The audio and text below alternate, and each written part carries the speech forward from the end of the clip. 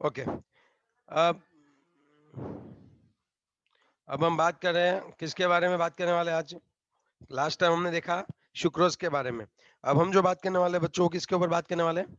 Maltose के ऊपर। So one thing is clear, maltose is a disaccharide and when we are going to hydrolyse it, जब maltose की हम लोग hydrolysis करेंगे तब क्या होगा? वहां पे ग्लूकोज प्लस ग्लूकोज आ जाएगा।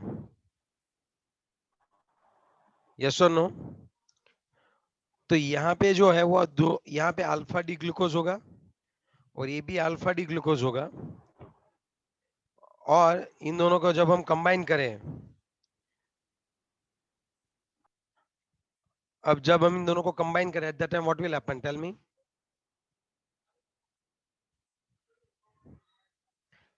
Alpha D glucose, alpha D glucose, यहाँ पे आ जाएगा C1OC4।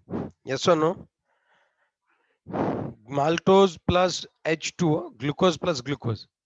माल्टोज जो है आपको पता है, माल्ट हम लोग अर्ली मॉर्निंग क्या बोलते हैं उसको? नीरो बोलते हैं, नीरो। माल्ट जौ में से बियर, बियर निकलती है जौ में से। So that one is a malt only. Okay, समझ रहे हो बात? नीरो पी दो जे, नीरो। हेलो? यस। हाँ, तो उसमें मोस्टली माल्ट होता है, और जो माल्टोज है वो माल्ट में से सबसे ज्यादा निकलता है। माल्ट मींस जो गेहूं की तरह ही होता है, समझ रहे हो बात? चलो, लेकिन कच्चा गेहूं टाइप होता है। कैसे समझाओ यार, माल्टोज माल्ट क्या होता है? आप जो बियर पीते हो वो मोस्टली उसमें से एक्सट्रैक्ट करके निकालते हैं। तो इसका जो कंपोजिशन है उसमें होता है दो सर ग्लूकोज। हम नहीं पीते हैं। हाँ, मतलब जो पीते हैं बियर, हम लोग पीते हैं, मतलब उसमें क्या दिक्कत है? ये जो C12 सोडा भी आती है ना, फ्रूट बियर। H22O11 प्लस क्या आएगा? H2O। तो यहाँ पे क्या मिलने वाला है बच्चों? C6H12O6 plus C6H12O6। दोनों के दोनों कौन है? ग्लूकोज है। ओके, और इसका C1OC4 है। तो अब समझो थोड़ी बात कि होता क्या है एग्जैक्टली। मैं आपको बताऊं कि यहाँ पे दो ग्लूकोज होते हैं। सपोज, चलो सर मैंने ड्रॉ कर, पहले काम करते हैं। अल्फा डी ग्लूकोज, दो अल्फा डी ग्लूकोज है ना, बढ़िया सा ड्रॉ कर लेते हैं पहले। रुक जाओ, अच्छे से ड्रॉ करने हैं।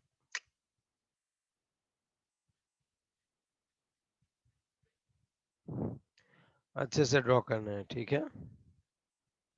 ऐसे, इस तरह से। अब देखो, इसका C1 कार्बन ये है, इसका C4A है, और ये C1 है। यस और no? Yes sir.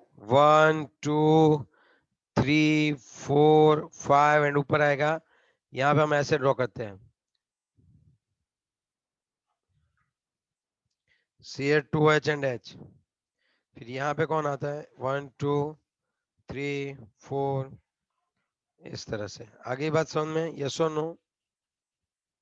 Yes sir. CH2HS, CH2OH, okay. अब अगर हम लोग बात करें तो, अगर ये दोनों अल्फा है तो OH कौन से हो रहेगा दोनों में? बताओ। नीचे। नीचे की ओर OH। फिर तो आपको पता है यहाँ पे OH H OH, थोड़ा बहुत आपको अब एडजस्ट कर लेना है, समझ जाना है ना? फिर यहाँ पे क्या करूं मैं? OH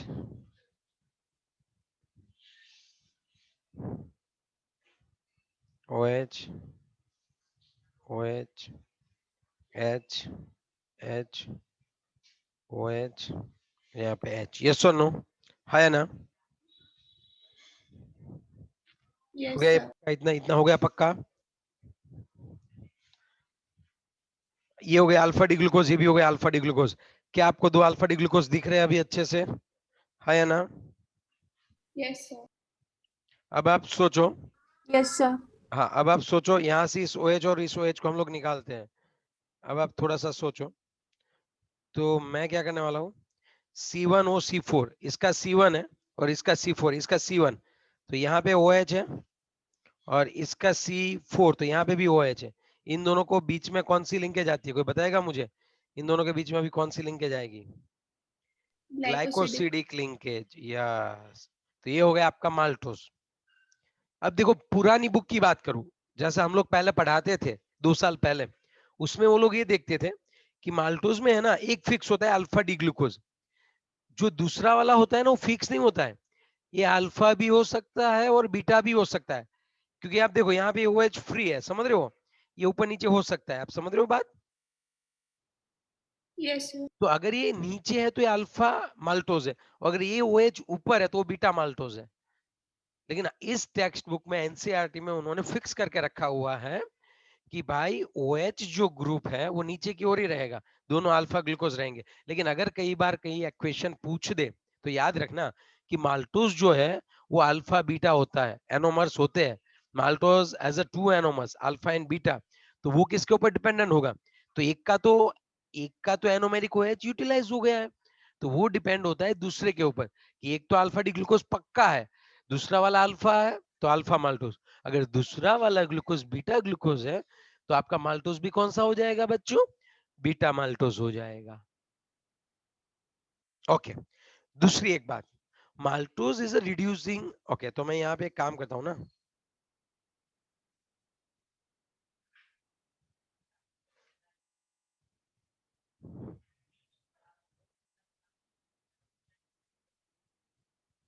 ये क्या हो गया,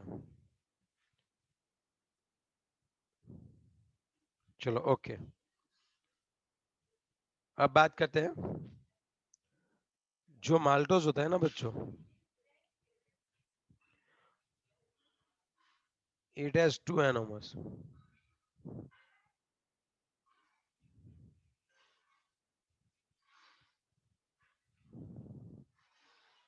alpha and beta.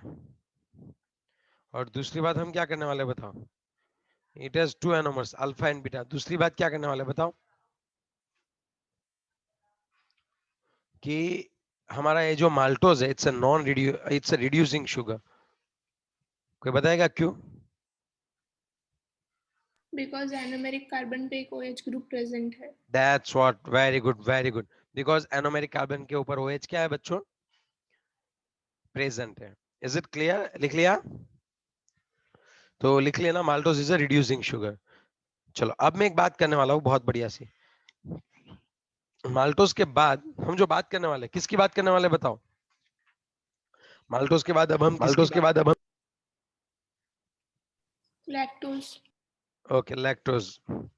Lactose, lactose जो होता है ना वो डाइसैकेराइड है, उसका हाइड्रोलिसिस करेंगे तो हमें 2 चीज मिलेंगी, गैलेक्टोज एंड प्लस ग्लूकोज। और मैं आपको एक बात बताना चाहूंगा, जो गैलेक्टोज होता है वो बीटा डी होता है, वो पक्का होता है बीटा डी गैलेक्टोज होता है।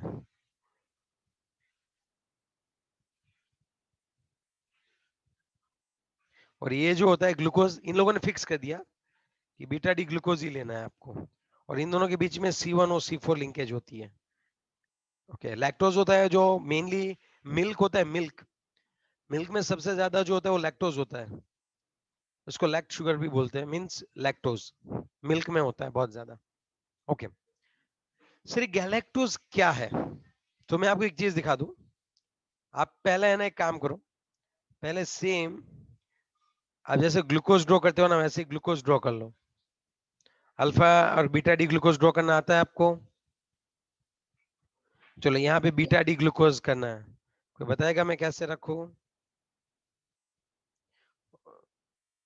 और यहाँ पे भी आप सेम रखो।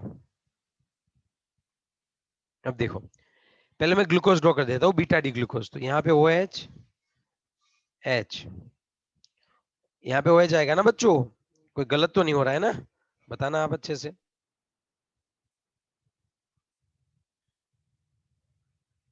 देखो ये क्या है, अभी ये मैंने क्या ड्रॉ किया बताओ, अभी ये मैंने क्या ड्रॉ किया बताओ, ये वाला कौन सा पोर्शन मैंने ड्रॉ किया, अल्फा ग्लूकोज। ओके, और ये वाला गैलेक्टोज ड्रॉ करना है। सर हमें नहीं पता है गैलेक्टोज कैसा होता है, लेकिन हाँ हमें ये पता है ग्लूकोज कैसे होता है, तो तुम टेंशन मत लो, तुम पहले ग्लूकोज ड्रॉ करके बताओ, फिर गैलेक्टोज क्या होता है वो मैं बता देता हूँ। OH H OH OH OH H CH2OH H H H, अब ये दोनों ग्लूकोज है, अब मुझे इसको गैलेक्टोज में कन्वर्ट करना है, तो मैं यहाँ एक एक चीज ये बताना चाहूंगा कि glucose and galactose are epimers of each other. Note करके लिख देना।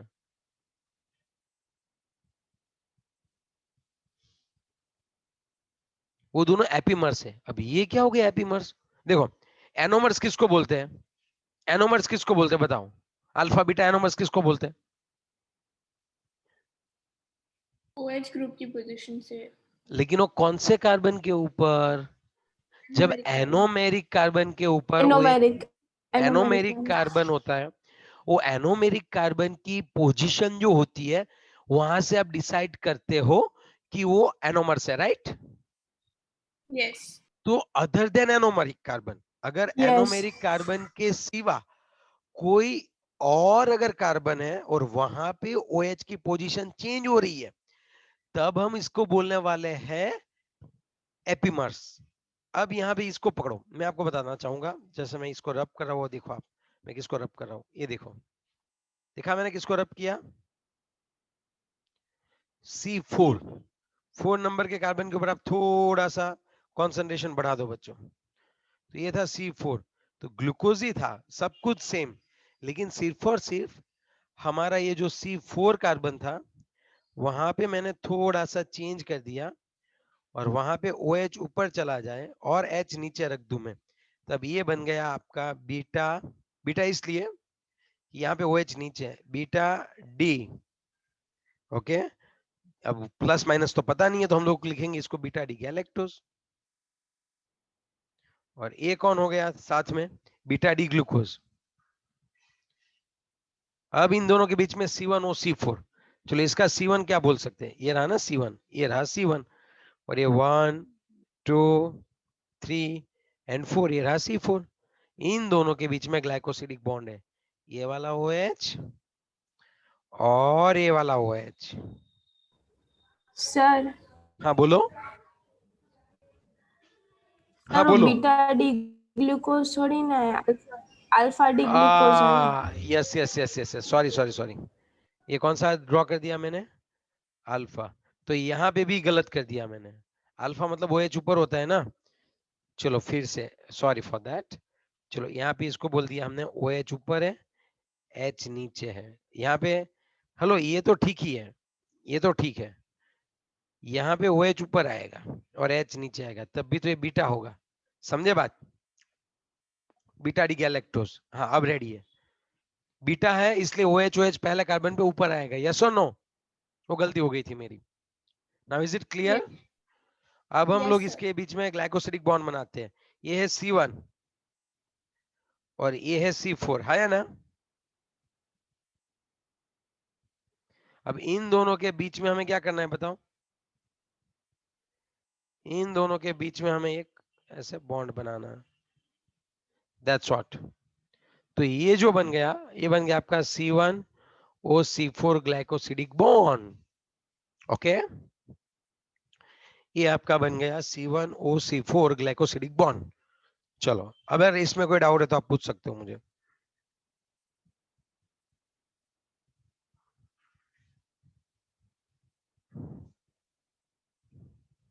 चलो, is it clear? Okay, Yes, sir. Kenna, should I ask one thing? Is it reducing or non-reducing sugar? Reducing. Okay, reducing. Why? Because at an anomeric carbon, OH is free. Yes or no? It can reduce. बाकी सब Yes, OH sir. नहीं। Okay, दूसरी चीज, इसके भी anomers होते हैं, alpha और बीटा। ये तो फिक्स ही है, बीटा डी गैलेक्टोज।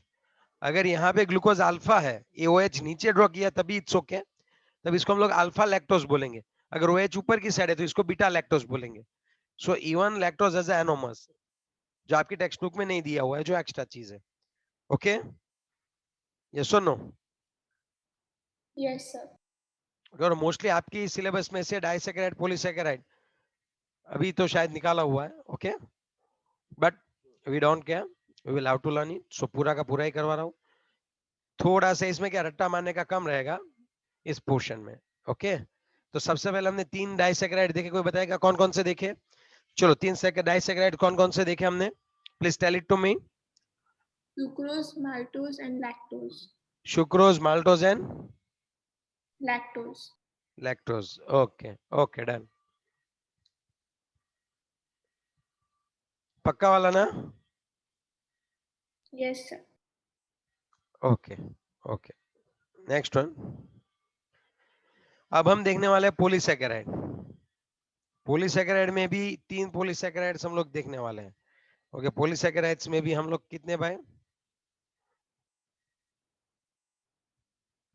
3 पॉलीसैकेराइड्स हम लोग अच्छे से देखने वाले हैं. कोई बताएगा कौन कौन से? सबसे पहले हम लोग देखने वाले हैं स्टार्च. फिर हम कौन सा देखने वाले हैं?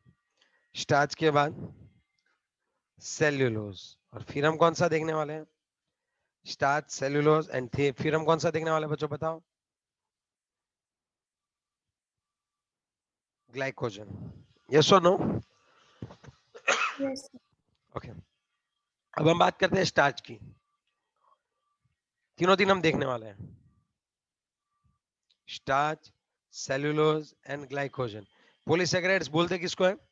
लाइक मोर देन 10 और आई कैन से मोर देन 4 सैकेराइड्स एक दूसरे के, मोनोसैकेराइड्स एक दूसरे के साथ जुड़ते हैं ग्लाइकोसिडिक बॉन्ड से, तब इनको पॉलीसैकेराइड्स बोलते हैं. इनके साथ अगर इनका हाइड्रोलिसिस करो तो, लार्ज अमाउंट ऑफ आपको क्या मिलेगा? Large amount of monosaccharides. Large amount of monosaccharide.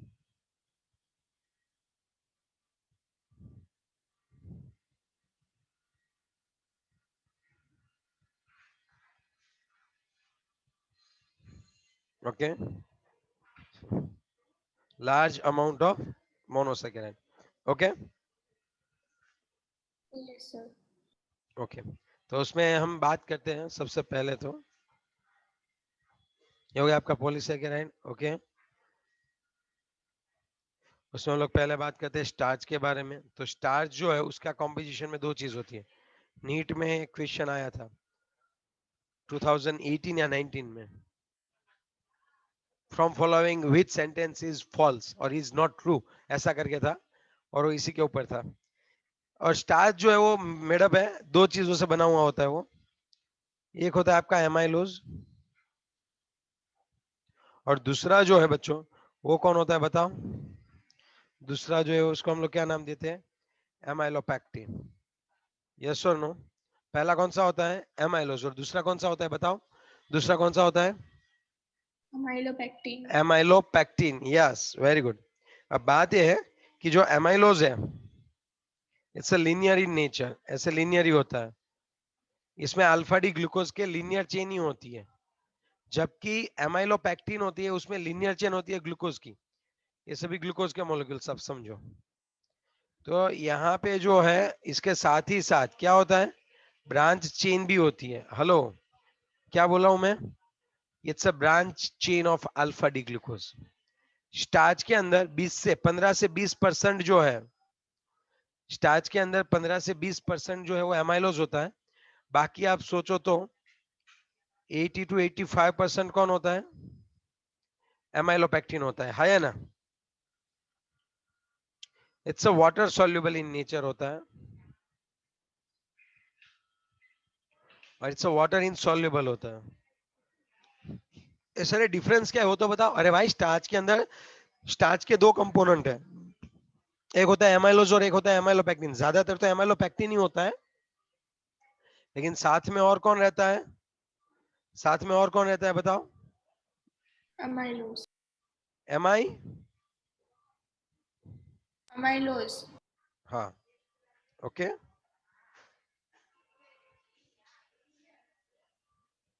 Okay,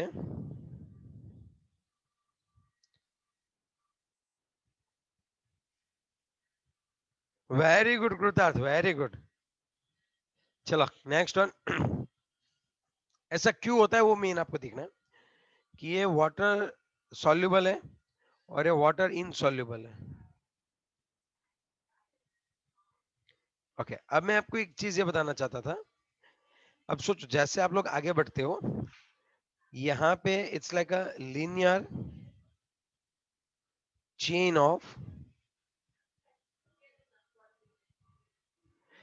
alpha D glucose. Alpha D plus glucose. अरे यार हाँ, ये है ना C1, यहाँ पे कौन सी लिंकेज होती है? C1O C4 ही होती है, और कोई लिंकेज नहीं होती है। और यहाँ पे जो होता है वो linear chain, linear plus branch होती है। तो लीनियर में कौन होता है पता है आपको? लीनियर में तो एक ही होता है C1OC4, और दूसरा ब्रांच के लिए होता है C1OC6। सिखाता हूं मैं आपको, चलो। लेकिन पहले आप ये सीखो कि एक एमाइलोज है, एमाइलोपेक्टिन है। एमाइलोज है वो linear structure of alpha D glucose है। बच्चों कौन है बताओ? Linear structure of alpha D glucose है। 15 से 20% होता है, वाटर सॉल्यूबल है। ओके, फिर लीनियर चेन है, उसमें C1OC4 लिंकेज होती है। एमाइलोपेक्टिन की बात करें तो चेन के साथ साथ ब्रांच भी होती है। 80 to 85% ये रहता है, वाटर इनसॉल्युबल रहता है। लीनियर ब्रांच रहेगी प्लस ब्रांच भी रहेगी, मीन लीनियर तो रहेगी, ब्रांच भी होगा वो।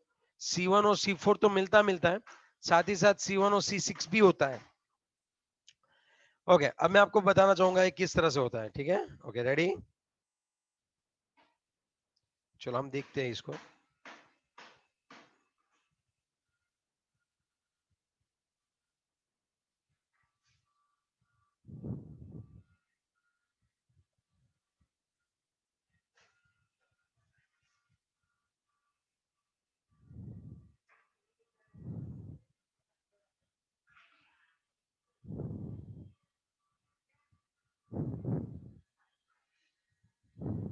ओके, अब हम बात करें तो यहाँ पे मैं ट्राई करूंगा ड्रॉ करने की एमाइलोज के बारे में।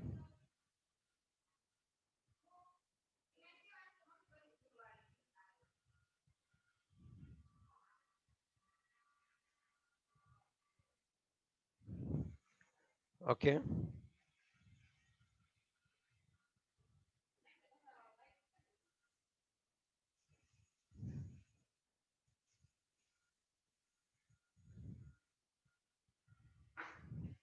ये सभी आप सोचो, ये सभी ग्लूकोज है। और कौन से हैं? यहाँ पे अल्फा डी ग्लूकोज ही होते हैं सभी। और एक साथ वो C1OC4 से हम लोग अटैच करना है। तब मैं क्या करूंगा, यहाँ पे आप सोचो, इसका C4 है और इसका C1 है, इस तरह से। बाकी सब जगह पे आपको पता है कौन कौन से आपको रखने हैं, यस और नो? क्यों मुझे ड्रॉ करने पड़ेंगे सबको, ये बताओ। चलो अब मुझे बताओ। हाँ, अगर आपको चाहिए ड्रॉ करने हैं तो आप यहाँ पे लिख सकते हो।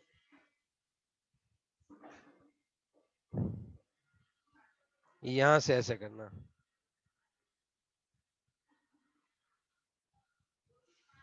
चलो अल्फा है तो एक OH, OH, H, H, और यहाँ पे OH और ऊपर H और ऊपर CH2H। बाकी सब में ऐसे रख सकते हो आप कि रखने पड़ेंगे मुझे? हम रख बता। सकते हैं सर। हाँ, रख लेना थोड़ा, ठीक है? तो यहाँ से आप ऐसे लिख सकते हो। चलो मैंने रख ही दिए, CH2OH, H, OH, H, OH and H। तो ये पूरा जो स्ट्रक्चर बना आप देख सकते हो, ये तीनों तीन मैंने अल्फा डी ग्लूकोज ड्रॉ कर दिया और C1OC4 को मैंने अटैच करवा दिया। समझे आप बात? यस और नो? यस और यस नो? सर। ओके, अब मुझे क्या करना था पता है? ये ऐसी लिनियर चेन होती है, बस ऐसी लिनियर चेन होती है एमाइलोज में। अब अगर कोई मुझे ये बोल दे कि आपको एमाइलोपेक्टिन ड्रॉ करना है, तब मैं क्या करूंगा? ओके, तो एमाइलोज हो गया, बस इतना ही सर एमाइलोज में। हाँ, लॉन्ग चेन होती है, और हाँ, एक चेन में around 2000 alpha D glucose plus होते हैं, याद रखना। 200 से लेके 1000 तक अल्फा डी प्लस ग्लूकोज जो है वो कहां पे रहते हैं? एमाइलोज में रहते हैं। ओके ओके, अब मैं बात करूं तो एमाइलोपेक्टिन। चलो amylose clear? Yes sir. Yes sir. Okay, ये देखो एमाइलोज हमने क्लियर देखा, लीनियर होता है। अब हम किसकी बात करने वाले हैं? एमाइलोपेक्टिन। उसमें दो टाइप के लिंकेज आते हैं, C1OC4 तो आता है, साथ ही साथ C1OC6 भी आता है। तो चलो वो हम देखना चाहेंगे, ठीक है?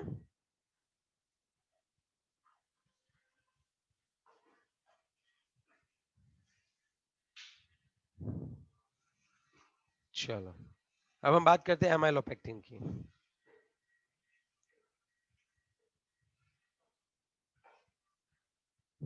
अच्छे से याद रखना।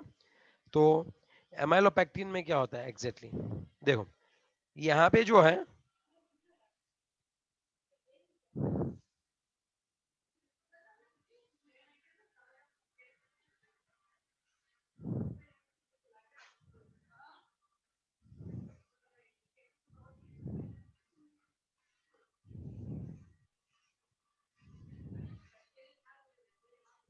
अब देखो यहाँ पे मैं एक लिंकेज दिखाता हूँ, लीनियर है। यस, ये हो गया आपका C1, ये हो गया आपका C4, ये हो गया आपका C1। तो यहाँ पे ये जो लिंकेज है वो C1 और C4 है। बाकी सब मुझे लगता है आप ड्रॉ कर सकते हो। यस और no? Yes, sir. Alpha D glucose ही है, नथिंग एल्स। कौन है ये सभी? अल्फा डी ग्लूकोज ही है। अब थोड़ा सा आप देखो, यहाँ पे पहला वाला देखो अल्फा है, तो OH नीचे की ओर आता है, राइट? और ऊपर कौन Yes, आता है बताओ? H. ऊपर H। अब देखो नीचे की बात करूं तो CH2OH,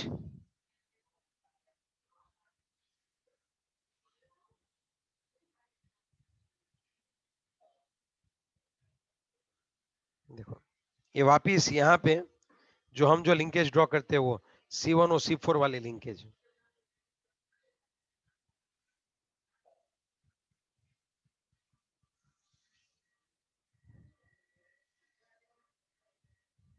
ऐसे। अब आप देखो यहाँ पे जो लिंकेज है ये सभी तो कौन है? C1 और C4 ही है। ये भी C1 और C4 ही है। लेकिन ये वाली लिंकेज पे थोड़ा कॉन्सेंट्रेट बढ़ाओ। ये वाली लिंकेज यहाँ से OH और यहाँ से H चला जाए तो इनके बीच में क्या बढ़ने वाला है वो बताओ। चलो C1OC6, यस और नो? है ना? तो यहाँ से ये OH चला जाएगा। देखो CH2 रखना है, CH2 मत निकाल देना भाई। ओ भाई CH2 मत निकाल देना। ये यहाँ पे ऑक्सीजन और ये ऐसे, तो ये जो लिंकेज है वो कौन सी हो गई? C1OC6। और यही रिस्पॉन्सिबल होती है ब्रांच के लिए। यहाँ से ब्रांच बनेगी। So this one is like amylopectin, structure of amylopectin, where we have a two kind of linkage, C1OC4 as well as C1OC6, and C1OC6 is responsible for the branch. And almost 80 to 85% of starch is made up of amylopectin. Only 15 to 20% amylose is there. Okay. Chalo, Shitta, is it clear? Yes, sir. Okay. So after completion of amylopectin and amylose, we are studying about the starch. So where we found it, हमें starch देखने को कहाँ मिलता है? तो जो seed होते हैं ना, सीड, प्लांट के सीड, उसका स्टोरेज जो होता है वो स्टार्च के फॉर्म में होता है। मींस अगर कोई सीड है, सपोज ये आपने क्या किया,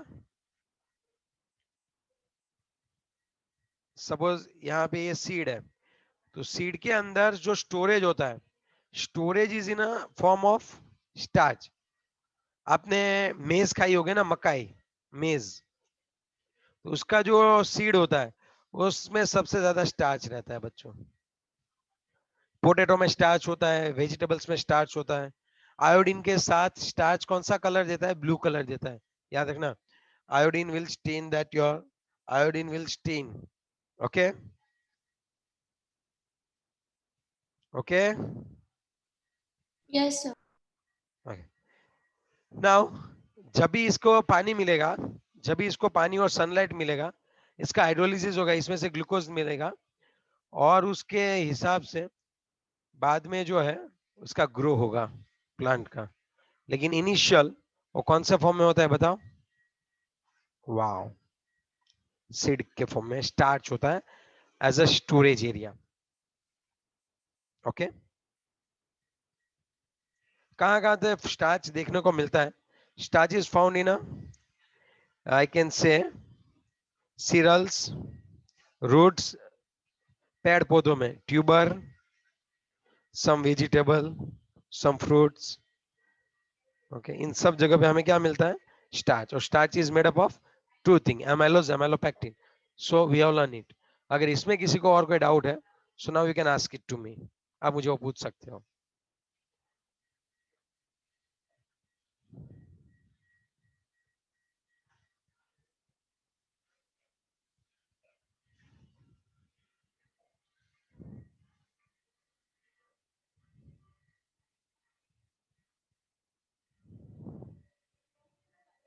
बोलो, हो गया?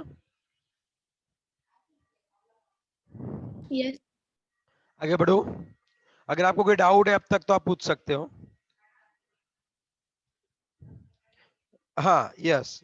चलो अब हम क्या करते हैं, नेक्स्ट चलाने वाले हैं सेल्यूलोज. लेकिन उससे पहले it's very easy one. Cellulose हो सकता है, बट रिजॉइन करने के बाद हम लोग आज पॉलीसैकेराइड को खत्म करने की ट्राई करेंगे. चलो रिजॉइन कर लेते हैं बच्चों, आ जाओ. હજી ક્યાં ટાઈમ આવ્યો છે?